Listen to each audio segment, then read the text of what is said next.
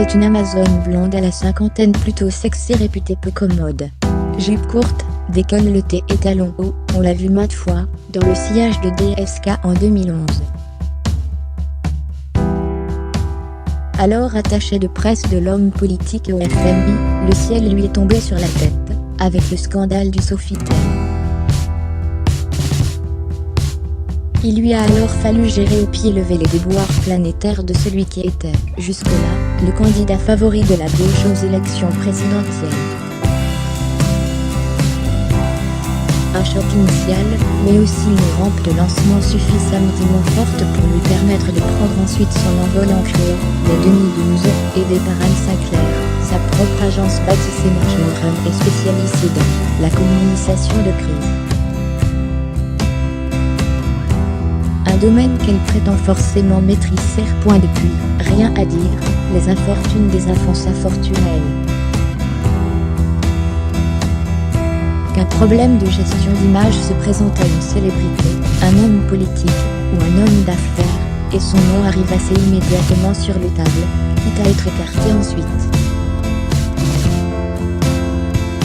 En 2018, ses clients sont une sorte de Wall of Shame contemporain. Jérôme Cahuzac, l'ex-ministre des Champs, Benjamin Millepied, quand il a quitté la direction artistique de l'Opéra de Paris à peine plus d'un an après son arrivée et suite à d'importants désaccords avec ses danseurs, mais aussi Benoît Magimel, quand il a été mis en garde à vue avant un tournage ou même les nageurs du Cercle de Marseille, quand l'un des leurs, Amaury Leroux, a écrit son livre à charge sur les mauvaises mœurs supposées près des bassins. Tous ont fait appel à ses services rendant hommage à son sang-froid, son inaltérable sens du timing et du storytelling. Et tant pis pour les petites pointes de sexisme, quand ceux-ci la voient tantôt en infirmière, tantôt en tigresse défendant ses petits, comme l'a dit l'avocat Richard Malka. Traiterait en un mal qu'il est de la com de papa poule / n'aime pêche. Elle est là, dans un univers majoritairement masculin, régnante. Et si précieuse que dans l'affaire Hallyday, soucieux de ses intérêts, la maison de disques Warner l'a engagée. Un jour, le lancement promotionnel du nouvel album de Johnny, bénéficiant d'une sortie à titre posthume et composé de 10 titres inédits, dont 2 instrumentaux et 8 enregistrés avec la voix de Tony à la Pojo Studio de Los Angeles.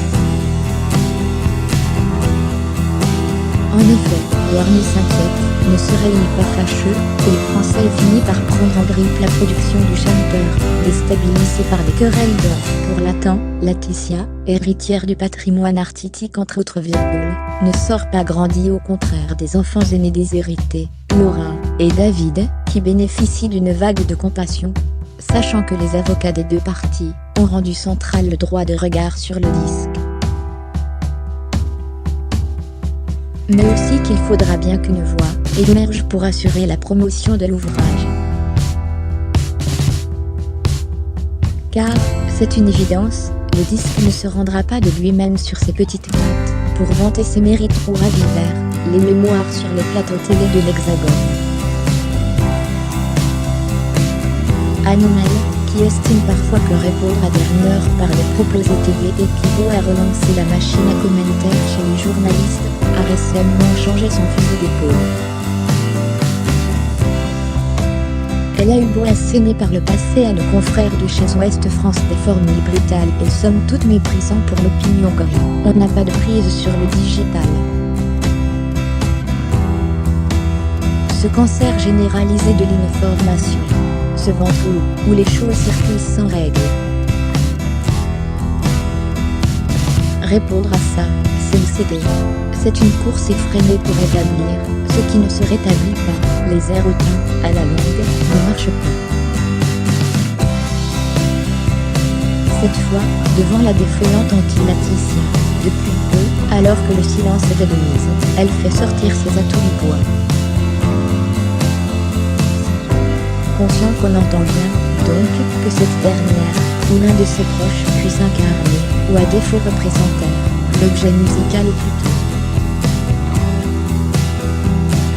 On parle d'une sortie du disque, qui pourrait avoir lieu le 15 juin, date à laquelle le chanteur aurait eu 75 ans, ou en décembre, pour la commémoration des années de sa disparition. La maison de disques est désormais griffée. Fini l'omerta volontaire. L'entourage de Laetitia doit parler, s'exprimer, prendre sa défense, quitte à révéler ce que nous ne saurions savoir sans que le mythe en soit un peu écorné. Quelques phrases de l'ancien producteur de Johnny Pierre Billon par-ci. Johnny vivait à 2 à l'heure. On adorait se poser pour regarder les trucs affreux, les feuilletons du matin ou le télé-shopping. Il avait la carte de crédit sur la table, prêt à commander. Il prend la voix de Johnny. Laetitia, il y a un truc vachement bien là, pour ramasser les miettes brillantes. Quelques propos du manager Sébastien Farren. Fermez les guillemets. Laetitia a eu des bêtes. Elle a perdu son mari, sa vie, son univers. Vous imaginez le vide, et en plus, elle est salie, bafouée. On la présente comme une sorcière, on laissait entrevoir un paradis perdu du couple. Une sorte de saint Graal béat et fusionnel, qu'un juste héritage pourrait venir couronner.